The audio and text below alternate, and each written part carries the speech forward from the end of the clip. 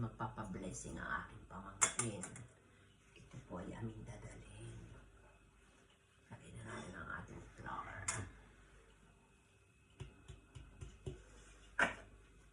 Lagyan natin ang sugar. Ito ay 80 grams lang na sugar para hindi masyadong matamis. Gagawa natin ng chocolate cupcake ngayon. Ating mix.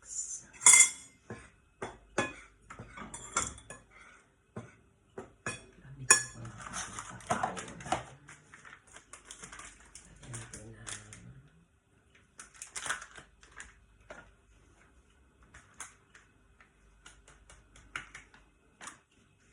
ito pang aking timbangan.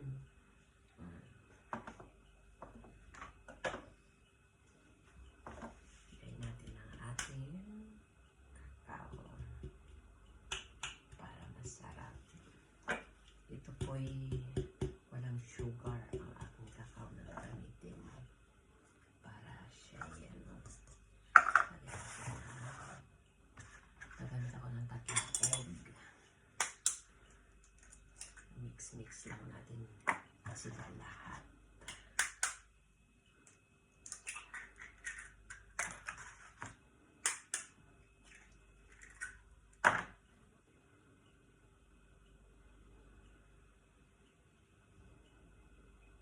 Napasama na yung aking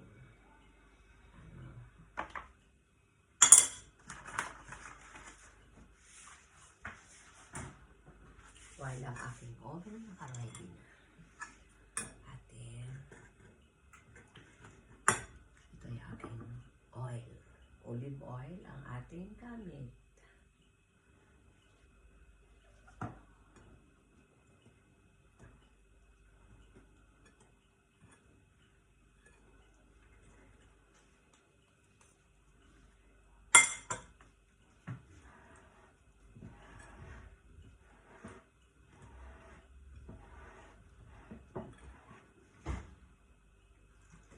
Ito yung milk. Yung hindi nakakatabang milk. Ang ating gamit.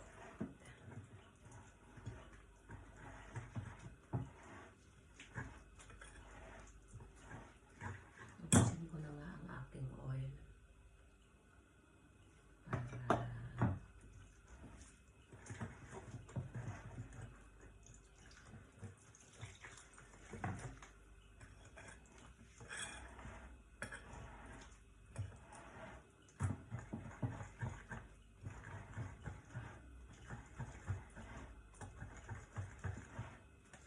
Natin ng vanilla.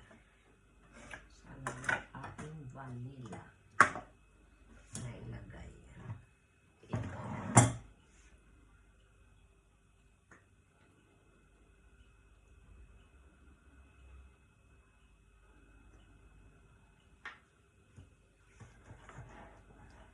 Ganun lang po kasimple. Lalagyan natin ng may chocolate dito. Asal. Yung maliliit na mga chocolate ating lalagyan. Kita niyo po ito. Lagyan natin.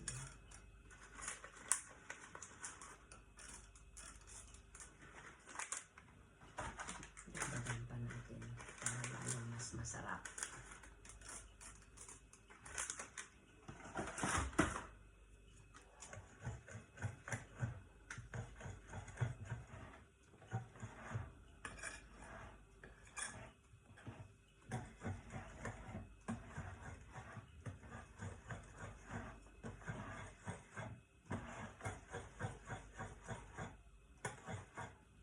Aking flour na gamit ko ay mayroon ng baking powder. Kaya kung mapapansin nyo, hindi po ako nagamit ng baking powder kasi ano na po siya, 2-in-1 na po. Yung flour at saka yung baking powder. Yan po ang binibili kong flour. Kahit medyo may kamahalan, pero okay na rin po.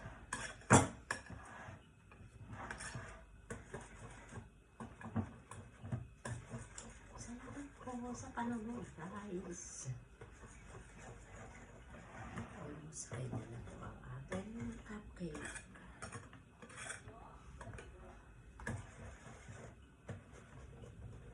At nakaready na ang aking baby corn.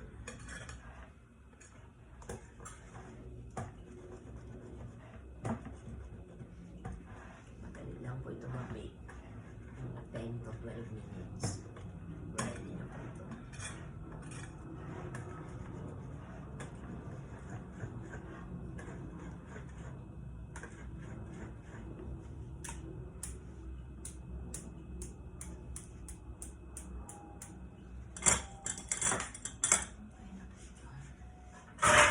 And here's mine.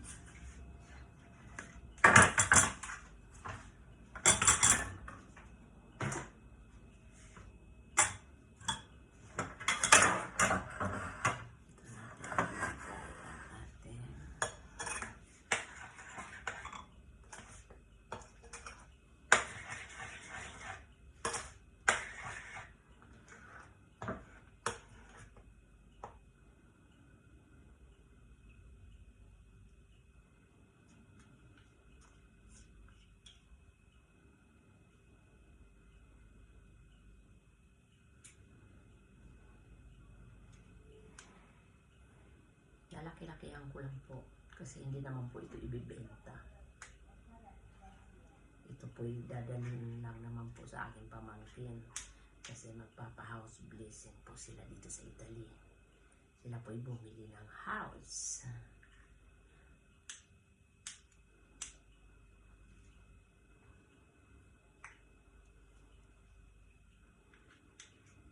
Subscribe po kayo guys sa aking munting channel.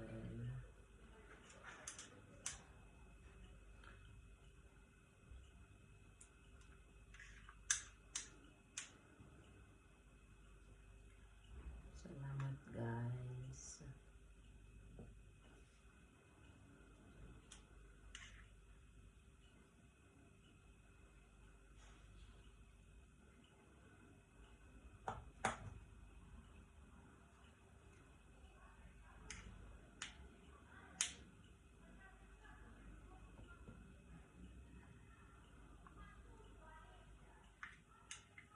Pwede rin po itong pang-business sa mga mommies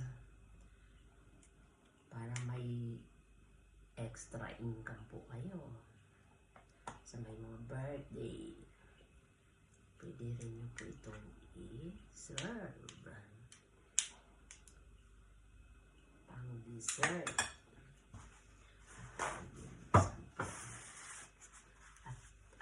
Oven po ay naka-ready na para ating ilagay ang ating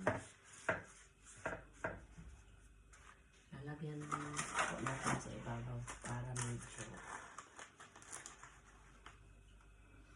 lagyan ko sa ibabaw nito para may design.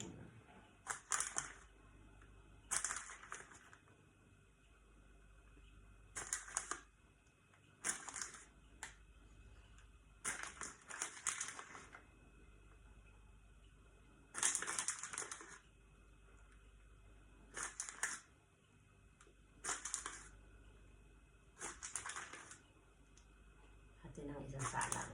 Luto na ang ating cupcake. Wow! Luto na ang ating first batch na cupcake. Happy lang po nito ang aking pamangkin.